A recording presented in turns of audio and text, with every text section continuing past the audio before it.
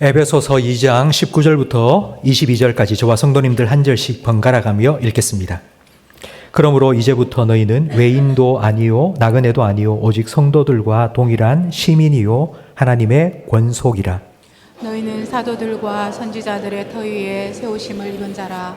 그리스도 예수께서 친히 모퉁이 돌이 되셨느니라. 그의 안에서 건물마다 서로 연결하여 주 안에서 성전이 되어가고 너희도 성령 안에서 하나님이 거하실 처소가 되기 위하여 그리스도 예수 안에서 함께 지어져 가느니라. 아멘. 우리 성탄절이 한 달 남았습니다. 성탄절을 앞두고 어제 우리 이남전도회와 중고등부에서 사랑의 연탄 나누기 행사를 가졌습니다. 총 1200장을 기증했고요. 그 중에 절반인 600장을 우리 전도 회원들과 중고등부 학생들이 손수 손으로 다 들고 연탄이 필요한 가정에 배달까지 해 주었습니다. 얼마나 감사한지 모르겠고요. 그리고 오는 토요일 예수님의 사랑을 함께 나누기 위해서 사랑 나눔 바자회를 청년부 주관으로 준비를 했습니다. 바자회에 판매하는 모든 물건들은 중고품이 하나도 없습니다. 다 새 상품입니다. 오셔서 여러분 필요한 것 있으면 구입도 하시고요. 이렇게 예수님의 사랑을 흘려보내는 행사에 우리 성도님들이 많이 참여해 주시기 바랍니다. 그리고 바자회 마치는 5시에는 우리 함께 성탄 트리 점등식도 가질 예정입니다. 많이 참여해 주시기 바랍니다. 그리고 지난주 그리고 이번 주 2주간 우리 교회 건축을 위한 헌금 약정을 계속 받고 있습니다. 2주 동안만 딱 하고 끝내는 게 아니라 계속 하셔도 됩니다. 하지만 2주간 우리가 광고를 내고 하는 이유는요. 얼마나 헌금이 들어오는지를 보고 건축 기성 계획을 짤 수 있기 때문이고요. 그에 따라서 내년도 예산 편성도 영향을 주기 때문에 알기 위해서 2주간을 정한 것입니다. 그래서 헌금을 약정하신 분들은 우리 기성회에서 헌금 봉투를 준비해서 아마 드릴 겁니다. 그러면 그때부터 헌금을 시작하면 됩니다. 바로 당장 다음 주부터 하지 않으셔도 됩니다. 기도하고 준비해 주시기 바랍니다. 우리 좌우에 계신 분과 인사 나누겠습니다. 잘 오셨습니다. 은혜 많이 받으세요. 서울대학교 김난도 교수는 해마다 코리아 트렌드 코리아라는 책을 발간합니다. 내년도 한국이 어떤 방향으로 나아갈 것인지를 전망하는 책입니다. 작년 이맘때에 트렌드 코리아 2023이라는 책을 발간했는데요. 그러니까 2023년도에 한국이 어느 방향으로 흘러갈 것인지 그 키워드 제일 첫 번째가 바로 평균 실종입니다. 평균 실종이라는 말은 중간이 사라진다는 말입니다. 이걸 다른 말로 표현하면 양극화입니다. 코로나를 통과하면서 지금 경제 양극화는 아마 여러분 체감할 정도로 아마 느끼실 겁니다. 잘 사는 사람은 훨씬 더 잘 살게 되었고요. 그렇지 않은 사람들은 더 힘들게 살아가고 있습니다. 이런 경제적인 양극화는 사회적인 양극화로 이어질 수밖에 없습니다. 점점 갈등과 분열이 전 세계 곳곳에서 일어나고 있습니다. 이런 양극화는 비단 경제, 정치 쪽에서만 일어나는 것이 아니라 우리 사회, 인간관계 속에서도 일어납니다. 이 양극화는 바로 개인주의와 또 반대쪽인 집단 극화 현상입니다. 코로나 이후에 이 개인주의는 아주 급격히 진행이 되었습니다. 회사를 다니시는 분들은 회사에 회식이 없어졌다는 것을 다 아실 겁니다. 옛날에는 우리 단합대회 하자 그러면서 일과를 마치고 오후 6시 퇴근하면 식당에 가서 밥도 같이 먹고 한 잔도 하고 이런 회식이 있었는데 지금은 회식 문화가 완전 사라졌습니다. 회식하면 큰일 납니다. 그리고 교회에서도요, 이제 온라인 예배를 집에서 혼자 드리는 분들이 아직도 많이 계십니다. 2022년 작년 인구 통계조사를 보면 1인 가구, 진짜 혼자 사는 가구 수가 전체의 34.5%나 됩니다. 그러니까 3명 중에 1명은, 지금 우리나라 국민의 3명 중에 1명은 혼자 살고 있다는 것입니다. 이런 개인주의가 아주 극단적으로 진행이 된 반면에 그 반대쪽 집단 극화 현상도 일어나고 있습니다. 이 집단 극화라는 게 어떤 의미냐면요. 혼자서는 절대로 할 수 없는 행동을 서너 명이 모여서는 서스럼 없이 한다는 겁니다. 나 혼자서는 창피하고 부끄러워서 절대로 못할 일입니다. 그런데 나하고 생각이 비슷한 사람이 3사람, 4사람, 5사람, 10사람 모이면요, 그냥 서스럼 없이 막 그런 말도 하고 행동을 하는 겁니다. 그리고 나와 반대되는 생각을 가진 사람이 있으면요, 공격합니다. 아마 여러분 지금 우리 사회에서 일어나고 있는 이 집단극화 아마 여러분 다 아실 겁니다. 이 집단극화는 분열과 갈등을 계속 만들어내고요, 개인주의는 외로움과 무관심을 조장하고 있습니다. 이런 세상을 살아가면서 우리 모두는 이런 생각을 가집니다. 야, 사람 사는 그런 좀 맛을 좀 느꼈으면 좋겠다. 좀 따뜻함을 좀 느꼈으면 좋겠다. 그립다. 이런 생각을 합니다. 근데 여러분, 개인주의를 가속화시키는 원인 중에 하나가 국가 정책이라는 것을 아십니까? 옛날에는 한 마을에 이웃들이 해왔던 그 일들을 지금은 다 국가와 나라에 떠맡기고 있습니다. 우리나라는 치안이 전 세계적으로 가장 좋은 나라입니다. 왜냐하면 곳곳에 CCTV가 설치되어 있습니다. 자동차마다 블랙박스가 달려 있습니다. 그래서 조그만한 잘못을 하고 지나가도 다 찍힙니다. 그래서 아주 치안이 그 어느 나라보다도 좋은 나라입니다. 근데 여러분, 선진국이면서도 CCTV가 거의 없는 나라가 있는데요. 그 나라가 독일입니다. 독일이 기술이 없고 돈이 없어서 CCTV를 설치 안 하는 게 아니라 법 때문입니다. 개인 사생활 보호법이 너무나도 강하기 때문에 자기 집을 지키기 위해서 CCTV를 설치하더라도 절대로 사람들이 다니는 도로를 비추면 안 됩니다. 그건 불법입니다. 그래서 반드시 자기 집 입구만 비추도록 만들어 놓습니다. 그러면 도대체 독일에서는 어떻게 치안 유지해 나갈까요? CCTV를 대신할 수 있는 것이 무엇일까요? 바로 할아버지 할머니들입니다. 발코니에 할아버지 할머니들이 늘 나와서 이렇게 보고 있습니다. 그래서 옆집에 무슨 일이 있으면 바로 신고를 합니다. 실제로 있는 일인데요. 주차해 놓은 차를 한 차가 쿵 받고 지나갔습니다. 그러면 사고를 당한 그 차에 쪽지가 3장이 붙습니다. 하나는 바로 그 앞집에 사는 할머니가 붙여놓고요. 내가 봤다. 그리고 건너편에 살고 있는 할아버지가 쪽지를 붙여놓습니다. 나도 봤다.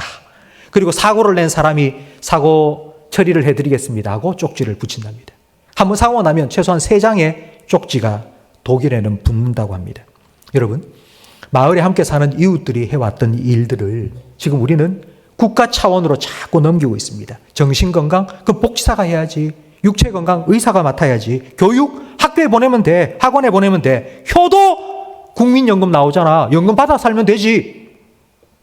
여러분, 이 일을 하는 복지사, 의사 다 직업이 되었습니다. 여러분, 직업이 되었다는 말은 사명감이 사라졌다는 말입니다. 사명감이 사라지고 나면 그냥 돈 벌기 위해서 하는 겁니다. 그러면 희생, 헌신 이런 것들을 기대할 수가 없습니다. 그러니 점점 세상이 서로에게 관심이 사라져버리는 삭막한 세상이 되어버립니다. 이런 세상 속의 교회는 과연 어떤 곳이어야 할까요? 우리 교회는 어떤 모습으로 나아가야 할까요? 저는 오늘 이 고민을 에베소서 2장 말씀을 여러분과 함께 나누면서 해보려고 합니다. 에베소는 로마에 세워진 국제도시입니다. 로마가 전 세계를 정복했습니다. 전 세계를 정복한 그 로마 제국에서 새롭게 에베소라는 도시가 세워졌는데 돈을 벌기 위해서 피부색이 다르고 언어가 다르고 문화가 다른 수많은 인종들이 모여들었습니다. 그 도시에 바울이 찾아가서 복음을 전하고 교회를 세웠습니다. 교회가 세워지자 제일 먼저 찾아온 교회의 초기 구성원들은 그 뿌리가 비슷한 유대인들입니다. 성경을 알고 있고 하나님 믿고 있던 유대인들이 교회가 세워졌으니까 교회 가보자 하고 찾아왔습니다. 우리 교회도 그렇죠. 72년 전 우리 교회가 세워질 때 우리 교회의 초기 구성원은 북한에서 신앙생활을 하셨던 분들입니다. 그분들이 6.25 사변 때 신앙의 자유를 찾아서 남으로 내려오다가 이제 우리 침산동에 함께 모여서 침산제일교회를 세웠습니다. 이렇게 초기 구성된 유대인들이 함께 모여 있는데 그런데 그 교회에 외부인들이 한 사람 한 사람 들어오기 시작했습니다. 외부인들이라는 말은 유대인이 아닌 이방인들입니다. 여러분, 유대인들이 함께 모여있던 그곳에 이방인들이 들어오기 시작했습니다. 교회 분위기가 어떻게 되었을까요?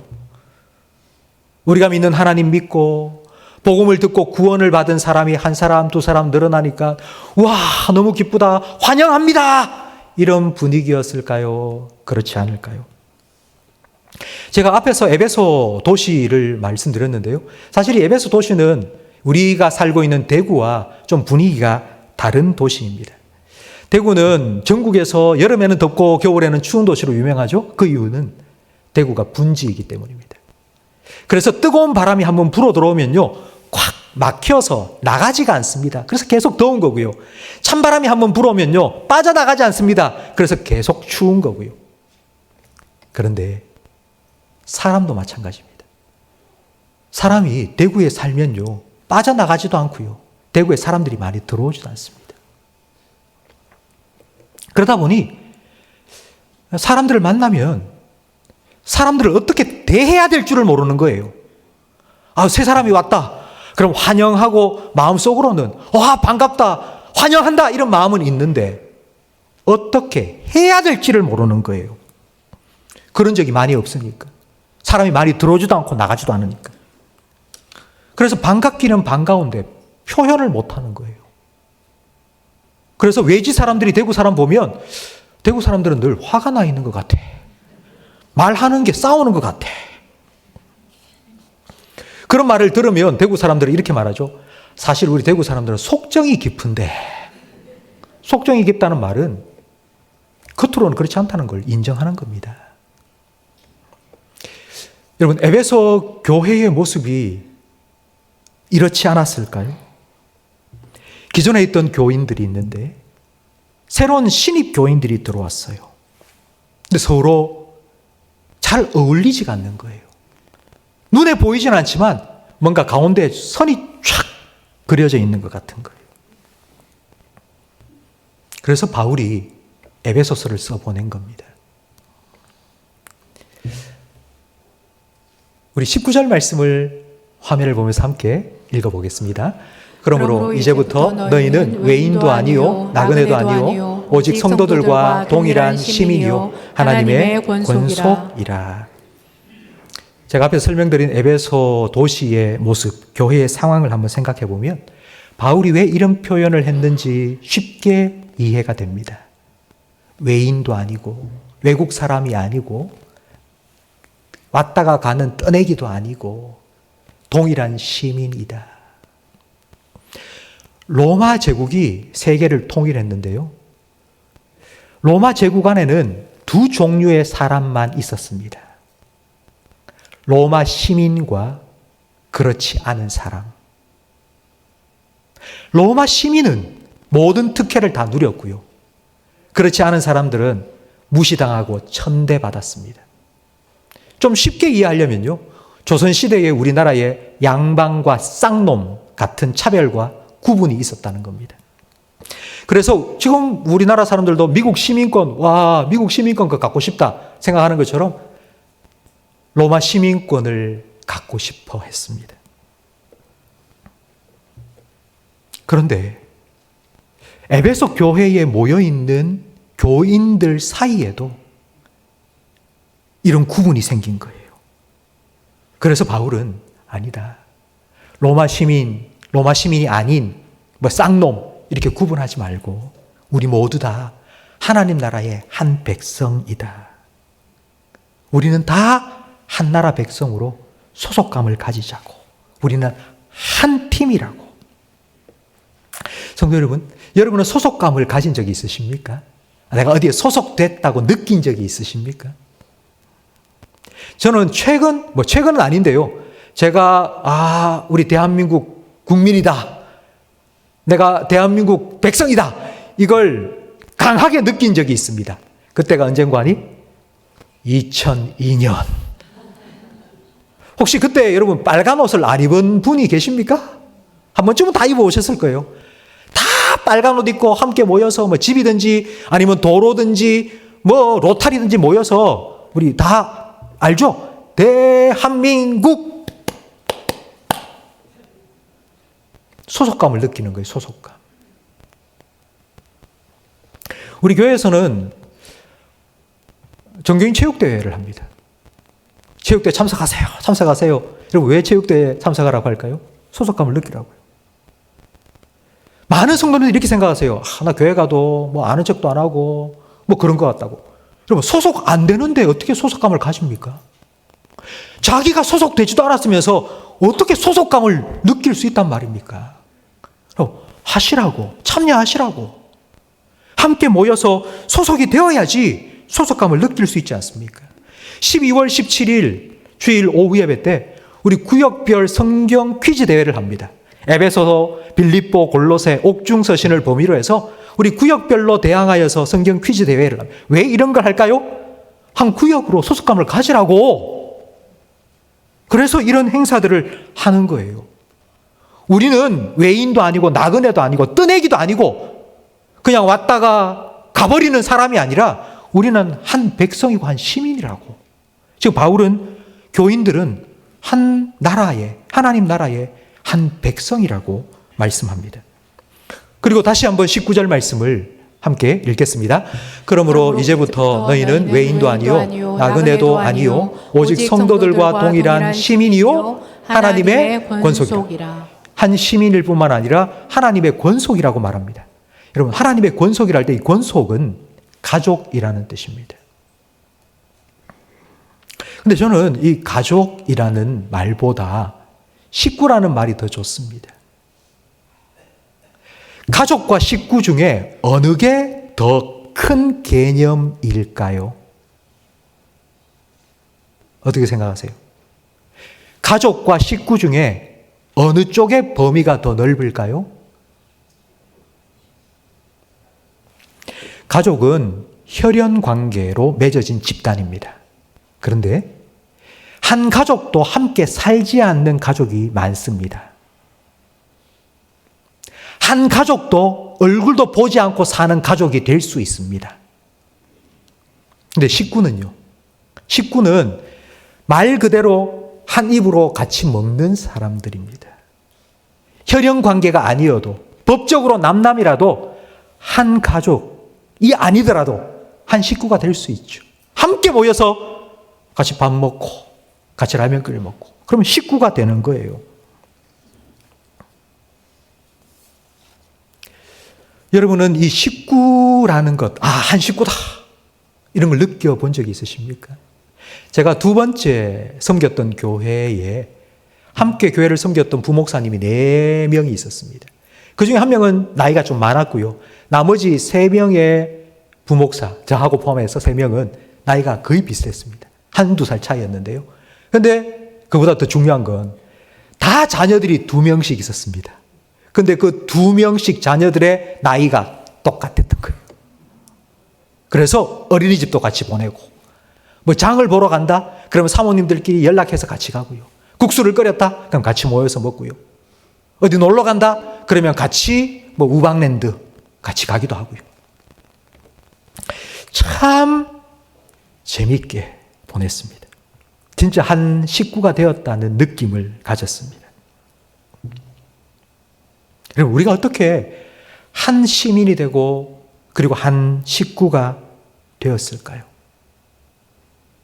물과 기름처럼 절대로 하나가 될 수 있는 유대인과 이방인이 어떻게 한 백성이 될 수 있었습니까?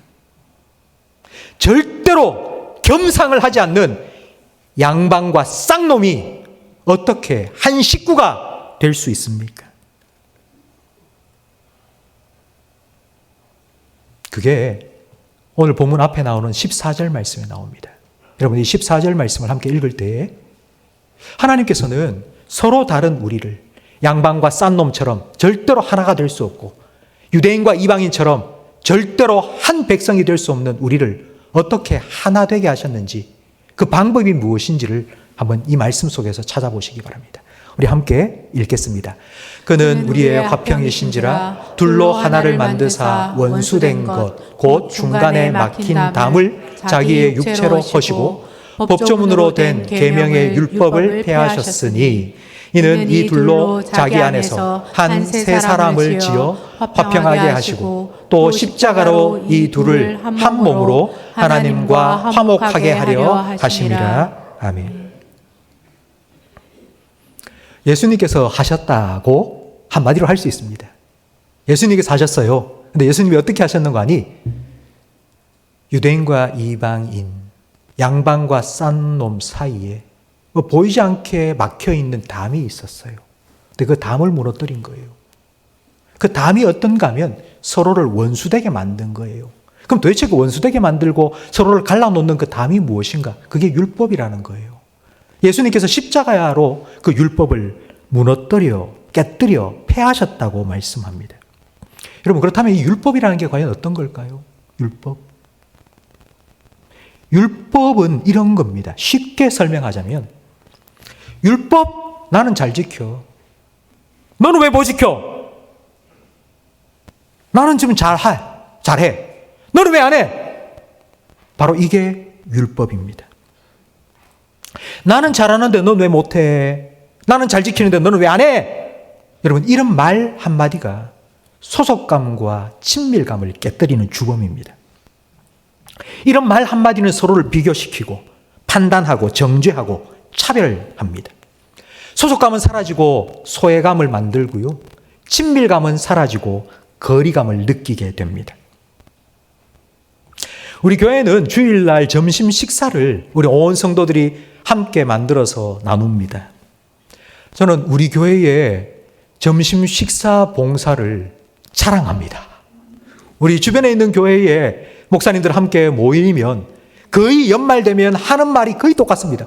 봉사할 사람이 없어서 식당도 안 되고 밥도 못 먹고. 근데 우리 교회는요, 얼마나 잘 되는지 너무너무 감사한 거예요. 그래서 좀 더 식당 봉사에 성도님들이 많이 참여하고 기쁨으로 즐거움으로 좀 했으면 좋겠다 생각이 돼서 제가 많이 물어봅니다. 어떻게 하면 좋겠습니까? 근데 많은 분들이 저한테 이렇게 얘기하세요. 목사님, 토요일날 나와서 장 보는 것도 별로 힘들지 않고 주일날 배식하고 설거지하는 것도 별로 힘들지 않습니다. 그냥 2번, 2주일 그거 1년에 2번 하면 되니까요. 근데 진짜 힘든 건 뭔 줄 아세요? 이런 말을 들을 때입니다. 지난번 당번이 끓였던 미역국은 참 맛있었는데 이번 주에 당번이 끓인 미역국은 맛도 밍밍하이 뭐 이런 그런 말을 들으면 정말 너무 힘들다는 거예요. 여러분, 자녀가 여러분 아들, 여러분 딸이 여러분 생일날 미역국을 끓여왔어요. 아버지 생일 축하드립니다. 제가 미역국을 끓여왔어요 하고 또 대접을 하는데 여러분 딱 먹어보니까 간이 안 맞아. 그럼 어떻게 하시겠어요? 여러분 맛 평가단이 되시겠습니까? 아버지가 되시겠습니까?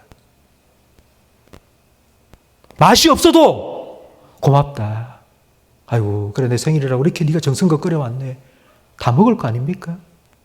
만약 그 자리에서 뭐가 빠졌니? 간이 어떻니? 뭐 미역이 덜 불었니? 그런 얘기를 하기 시작하면요. 아마 아들, 딸이라도 마음속에 이런 마음을 가질 거예요. 아유, 다시는 안 하고, 아유, 이런 마음이 들 겁니다.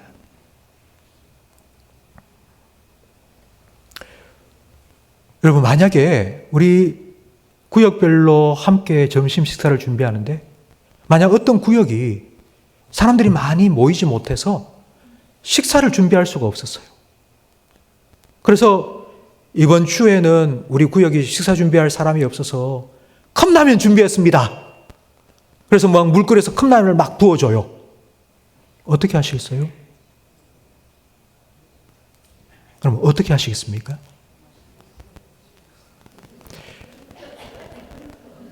요즘 한 끼 밥을 못 먹어서 한 끼 끼니를 때우기 위해서 힘쓰고 애쓰는 분들이 사실 많이 없지 않습니까? 그냥 컵라면이라도 그냥 대접하고 그러면 감사하는 마음으로 함께 먹으면서 같이 교제하는 것, 그것이 더 중요한 거 아니겠습니까? 그런데 교회를 먼저 다녔던 유대인들이 우리는 이렇게 했는데 왜 너는 그렇게 안 하냐고 계속해서 이런 말을 하는 거예요. 유대인들이 계속 율법을 가지고 다른 사람들을 자꾸 평가하고 판단하고 정죄하고, 여러분 왜 그랬는지 아세요? 유대인들 마음속에는 나는 택한 백성이라는 자부심이 있었기 때문이에요. 성도 여러분, 왜 유대인들이 택한 백성이 되었습니까? 여기 볼펜이 있습니다. 회사에서, 공장에서 볼펜을 10,000개를 만들었어요. 근데 이 10,000개를 만든 이 볼펜을 판매하기 전에 먼저 해야 될 것이 바로 품질 조사입니다. 10,000개 볼펜을 만들었으면 품질 조사를 10,000개 다 하는 게 아닙니다. 그렇게 할 수가 없어요. 그러면 그 중에 샘플을 하나 뽑아서 검사를 하겠죠? 하나님께서 유대인을 샘플로 뽑으신 거예요. 그리고 율법을 맡기신 거예요. 네가 율법대로 잘 사는지 한번 보자! 이게 유대인들을 택하신 이유예요. 근데 유대인들이 품질 검사에 합격했습니까? 불합격했습니까?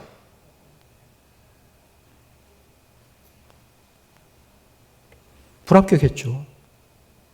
하나님 말씀 지키지도 못하고 나라 망했지 않습니까? 그러면 하나님께서 유대인을 택하신 목적은 이거예요. 유대인 니도 못 지키는 거, 모든 사람 다 같이 못 지킨다고. 하나님께서 그 품질 관리 불합격, 그걸 유대인들에게 꽝 찍어주신 거예요. 그런데 그걸 모르는 유대인들이 자랑하기 시작한 거예요. 자랑. 와, 하나님께서 나를 선택하셨다고. 여러분, 이렇게 어리석은 일이 어디 있습니까? 자랑할 일이 아니고 부끄러워해야죠.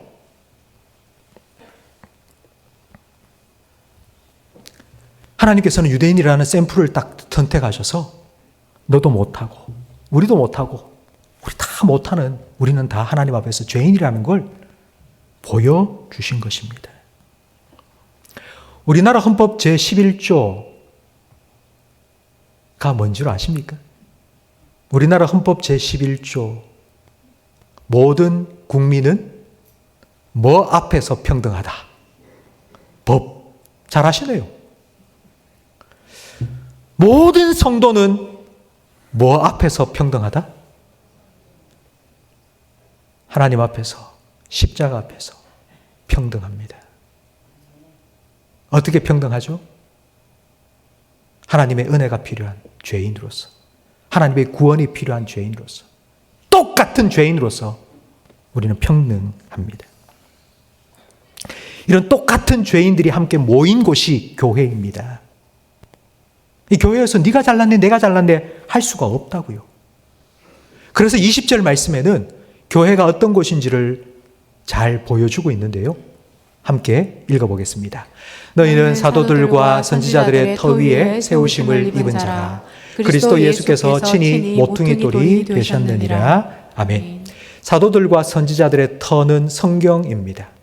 근데 성경의 중심 주제는 예수님입니다. 구약은 오실 예수님, 신약은 오신 예수님. 그렇기 때문에 예수님께서 모퉁이 돌이 되셨다고 말씀합니다.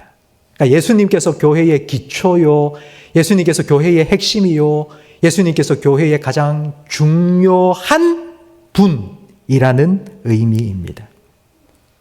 예수님께서 모퉁이 돌이 딱 되셨어요. 그 모퉁이 돌을 딱 놓고 난 후에 그 모퉁이 돌 좌우편으로 돌을 탁탁탁탁 연결시켜서 집을 세웁니다.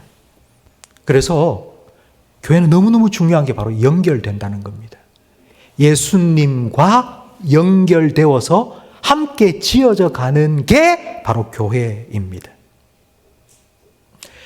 ADHD, 주의력 결핍 증후군, 이 말을 처음 만들어낸 사람이 하버드 의과대학교 교수인 에드워드 할로웰이라는 분입니다.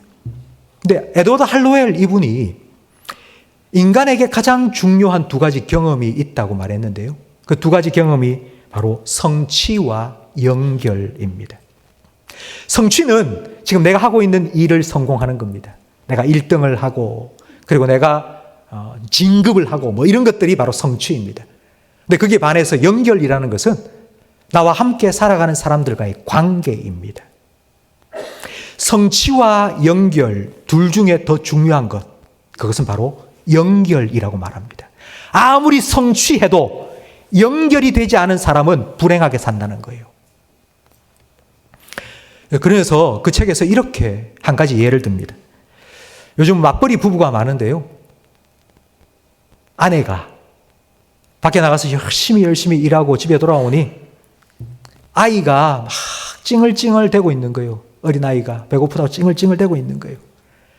너무 힘들어서 녹초가 되어서 들어왔는데 찡얼대고 있는 아이를 하면서 탁 안아줬어요. 그런데 그 아이가 엄마 품에 딱 안기자마자 방긋 웃으면서 이러는 거예요. 그런 아이의 모습을 본 엄마는 어땠을까요? 기뻤어요. 다시 힘을 냈어요. 다시 집안일을 할 수 있게 된 거예요. 이렇게 사람과 사람 사이가 연결될 때에 서로 기쁨을 주고받고 힘을 주고받을 수 있는 거예요. 이게 끊겨버리면 내가 지금 뭐 때문에 이 고생하나 이런 생각밖에 들지 않는 거예요. 여러분, 이게 끊길 때가 있습니다. 부모와 자식 간에 이게 끊길 때가 언제냐? 그게 바로 자녀의 사춘기 때죠. 부모의 마음은 이런 마음이 듭니다. 내가 너를 위해서 이렇게 고생하는데 너는 왜 이래? 내가 손해보는 것 같고 내가 헛고생하는 것 같고, 그래서 그렇게 사랑하던 자녀가 미워지기 시작한 거예요. 이놈의 새끼 막. 서로 주고받는 연결이 끊기고 나니까 균형이 깨어져 버린 거예요. 여러분, 인간과 인간, 사람과 사람 사이의 연결은 다 이와 같습니다. 한쪽이 많이 주는 것 같으면 균형이 깨어져서 연결이 끊어지는 거예요. 손해보는 것 같고, 그래서 미워하고, 기대를 하는데 기대만큼 채워지지 않으니까 계속하여서 실망하고, 그렇기 때문에 사람과 사람 사이의 연결뿐만 아니라 더 큰 연결이 필요합니다. 끊임없이 공급되는 연결이 필요하다고요. 그게 무엇인지 21절 말씀에 이렇게 말하고 있습니다. 함께 읽겠습니다. 그의 안에서 건물마다 서로 연결하여 주 안에서 성전이 되어가고. 그의 안에서 할 때 그가 누구시죠? 예수님입니다. 예수님 안에서 서로 연결되라고. 성도 여러분, 예수님 안에서 우리가 연결되었다는 걸 가장 잘 보여주는 성경 말씀이 요한복음 15장 9절 말씀입니다. 함께 읽겠습니다. 아버지께서 나를 사랑하신 것 같이 나도 너희를 사랑하였으니 나의 사랑 안에 거하라. 예수님께서 하신 말씀인데요. 예수님은 여러분을 사랑하십니다. 근데 예수님이 어떻게 여러분을 사랑하십니까? 자기의 생명을 주시기까지 여러분을 사랑할 수 있는 그 사랑은 어디에서 나왔죠? 아버지께서 예수님을 사랑하시니까요. 그 사랑 안에 예수님께서 거하시니까요. 그 사랑을 받아서 그 사랑으로 우리를 사랑하시니까요. 그래서 너희도 내 사랑 안에 거하라고요. 이게 바로 예수님 안에서 우리가 서로 연결되어 교회를 세워나가는 방식입니다. 저는 지난주 오늘 말씀을 준비하면서 교회를 세워간다라는 이 이미지를 떠올릴 때에 한 가지 반대되는 한 이미지가 팍 떠올랐습니다. 우리가 교회를 함께 세워간다. 하나님을 향하여서 우리가 함께 지어져 가는데 창세기 11장에 보니까 이와 비슷한 건물을 세웠던 사람들이 나오더라고요. 바벨탑입니다. 바벨탑을 쌓은 사람들은 이렇게 말하죠. 우리가 성과 탑을 하늘 꼭대기에 닿기까지 쌓아보자고. 그래서 열심히 힘을 모으고 재료도 만들고 그래서 성을 쌓기 시작합니다. 처음에는 얼마나 포부가 대단했습니까? 하늘에 닿기까지 쌓아보자고. 그런데 중단됐어요. 무너져 버렸어요. 왠 줄 아세요? 사람들끼리 모여서 했기 때문입니다. 그 안에 하나님이, 예수님이 계시지 않은 거예요. 막 성을 쌓다가 사람들 사이에 분쟁이 일어난 거예요. 말이 안 통한 거예요. 이러자 저러자 싸움이 일어난 거예요. 중단에 포기하고 다 흩어져 버렸습니다. 그런데 교회는 왜 흔들리지 않습니까? 왜 교회는 지금까지 계속 세워져 가고 있습니까? 예수님이 계시니까, 예수님이 함께 계시니까, 예수님이 연결되어 있으니까, 예수님께서 함께 하시니까, 하나님이 함께 계시는 곳이니까. 저는 우리 교회가 이렇게 예수 안에서 함께 연결되어져서 하나님이 계실 만한, 하나님의 영광을 드러낼 만한 그런 교회로 세워지기를 바랍니다. 그래서 2024년 우리 교회의 표어를 오늘 본문 말씀을 통해서 이렇게 정했습니다. 우리 같이 저를 한번 따라 하시기 바랍니다. 우리 함께 주를 향해 걸어갑시다. 우리 함께 주님을 향해서 걸어가는 것. 그러면 주님께서 우리를 교회로 세워가실 겁니다. 그러기 위해서 제가 구체적으로 두 가지를 여러분에게 말씀드리고 싶은데요. 우리가 매달마다 주를 향한 발걸음 미션을 하게 될 겁니다. 1월 달에는 우리 신년 특별 새벽 기도가 있는데요. 여러분 함께 참여해 주세요. 2월 달에는 구역 예배 시작할 겁니다. 이젠 구역 예배를 시작할 겁니다. 그리고 3월 달에는 고난주간 특세, 그리고 4월 달에는 정교인 친목회를 계획하고 있고요. 5월 달에는 가정의 날을 맞아 가정 예배를 함께 드릴 겁니다. 6월 달에는 신앙서적, 7월 달에는 이제 교회 학교 여름 행사가 시작되는데 성도님들 식사로도 그리고 기도로도 함께 동참해 주십시오. 그리고 2학기를 시작하기 전 8월 달에 다시 구역 예배, 다시 한번 힘을 모을 거고요. 9월 달에는 태신자 작정, 10월 달에 가을 특별 새벽 기도, 그리고 11월 달에는 지난주까지 했던 감사 한 달, 그리고 12월 달에는 성탄절을 앞두고 나눔과 섬김. 한 달에 한 가지씩 미션을 해나갈 거고요.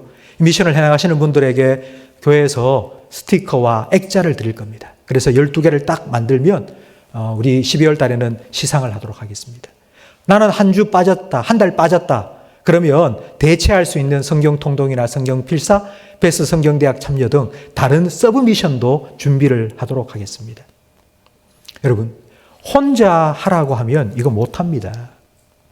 함께 해야 됩니다. 함께 구역 식구들끼리 하자 해서 해야 됩니다. 여러분, 오늘 주보에 보면 우리 교회에서 올 한 해 동안 성경 통독을 하고 있는데요. 성경 통독을 지금까지 중단하지 않고 해오신 분들의 숫자가 220명입니다. 여러분, 정말 대단한 이 숫자입니다. 우리 교회 성도님이 220명이 창세기부터 지금까지 계속하여 성경을 계속 읽고 있는 거예요. 근데 이게 어떻게 가능하겠습니까? 이게 구역 때문이에요. 구역 때문에. 구역장이 아침마다 저녁마다 읽어야 될 성경을 올려주고 그래서 함께 읽자고 아멘 읽었습니다 이렇게 계속 되니까 그게 1년을 지속해 올 수 있었던 것 아니겠습니까? 그래서 저는 우리 모두 우리 함께 주를 향하여 한 걸음 한 걸음 나아가는 이 일에 성도님들이 함께 해 주시기를 바랍니다. 그래서 우리는 구역 모임을 좀 강화하겠습니다. 구역 예배를 함께 드릴 텐데요. 한 달에 한 번 우리 교역자들이 구역 식구들과 함께 예배를 직접 인도하도록 하겠습니다. 그리고 주일날 식당 봉사도 우리 구역별로 하지 않습니까? 그래서 저는 식당 봉사하시는 분들이 좀 더 즐겁고 기쁜 마음으로 나도 들어가도 되나, 나도 할 수 있겠다 이런 마음으로 좀 참여를 했으면 좋겠어요. 구역장을 안 하시겠다는 분들이 제일 힘들어하는 게 바로 이 식당 봉사거든요. 평소에는 잘 모이지 않는데 식사 당번이 되면 전화해서 와서 도와달라고 이런 말 하기가 너무 힘들다는 거예요. 그래서 우리 구역 모임을 하면서 함께 나누고 함께 예배를 드리면서 기쁨도 나누고 함께 섬길 수 있는 그런 구역이 되었으면 좋겠습니다. 그래서 이 구역 모임 더 잘 모이기 위해서 어떻게 해야 될까? 어떻게 하면 소속감을 가지고 친밀감을 함께 누릴 수 있을까? 생각하고 기도하고 고민하던 끝에 우리 구역을 재편성하도록 하겠습니다. 지금 1-1, 2-1, 3-1 이런 구역이 다 있는데요. 완전히 다 재편성을 하겠습니다. 그 구역을 편성하는 기준은 지금은 지역별로 되어 있습니다. 이쪽 지역, 지역별로 되어 있는데요. 연령별로 구역을 새롭게 재편하겠습니다. 30대는 30대끼리, 40대는 40대끼리, 50대는 50대끼리, 60대는 60대끼리, 70대는 70대끼리 연령별로 다 구역을 재편성하겠습니다. 같은 또래, 같은 연령별로 친밀한 교제를 나눌 수 있도록 고민하고 있는 문제를 함께 나누고 기도 제목도 함께 나누면서 함께 교제할 수 있는 그런 구역 모임이 되도록 할 거고요. 그래서 이 구역이라는 이름을 명칭도 바꾸겠습니다. 구역 대신에 동네. 우리 구역 말고 우리 동네. 그리고 그 구역장은 동장. 그리고 동네가 함께 모인 곳을 마을. 이건 교구입니다. 그래서 이름도 바꾸고 아무튼 새롭게 2024년 우리 교회의 이 구역 모임이 동네 모임이 좀 활성화되도록 준비하고 있습니다. 여러분, 연령별로 구역 모임이 시작되면요, 전도회 모임도 활성화됩니다. 제가 연말만 되면 전도회 회장님들이 저에게 찾아오세요. 목사님, 밑에서 안 올라옵니다. 좀 올라오라고 해주세요. 저한테 그러면 어떠십니까?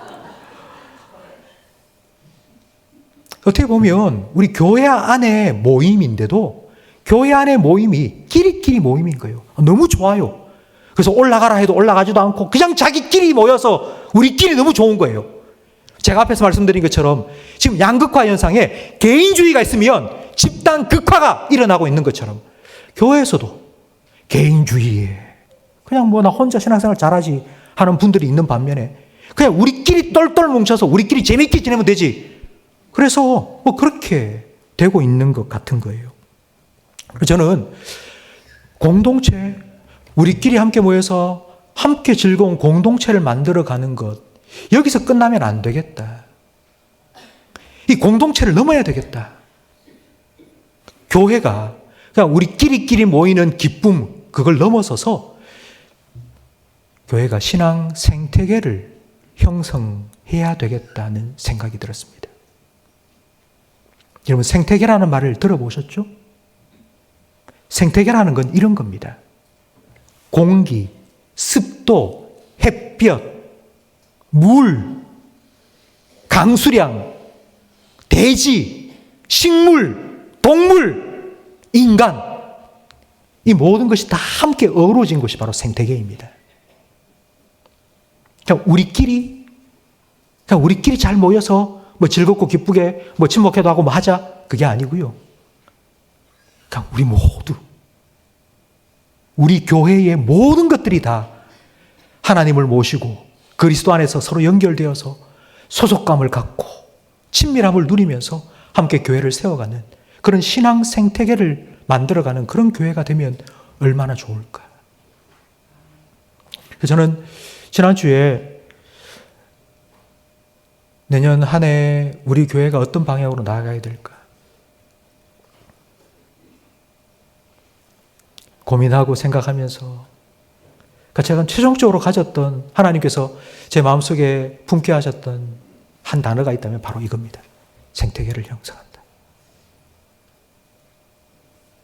우리 교회의 모든 것들이, 우리 모든 성도들이, 우리 교회의 모든 행사들이 다 하나님을 모시고 그리스도 안에서 서로 연결되어서 소속감을 갖고 친밀감을 누리면서 그렇게 신앙을 함께 해나갈 수 있는 그런 믿음 생태계, 신앙 생태계를 형성해 나가는 그런 교회로 세워지면 좋겠다.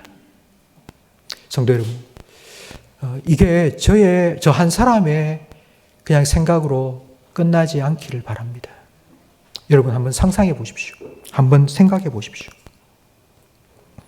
이렇게 예수 안에서 우리 모든 성도들이 서로 연결되어서 만나면은 좋고 서로의 믿음을 북돋아주고 격려해주고 함께 아파하고 함께 웃어주는, 잘 될 때는 박수 쳐주고 힘들 때는 함께 울어주고 그렇게 소속감과 친밀함을 함께 나누면서 서로 연결되어서 우리 침산제일교회가 하나님이 거하시는 교회, 하나님의 영광이 드러나는 교회로 그렇게 세워질 것을 여러분 한번 상상해 보시기 바랍니다. 저는 이런 교회가 될 수 있도록 우리 성도님들이 기도해 주시고요. 그런 교회가 될 것을 기대해 하시고요. 그리고 함께 참여해 주시기 바랍니다. 함께 해 주십시오. 그래서 뭐 세상에 많은 교회가 있지 않습니까? 근데 그 수많은 교회 중에 한 교회가 아니라 주님이 보시기에는 와, 침산제일교회 참 좋네. 세상 사람들이 볼 때에도 와, 침산제일교회 정말 저기는 예수 믿는 사람들이 모인 것 같아.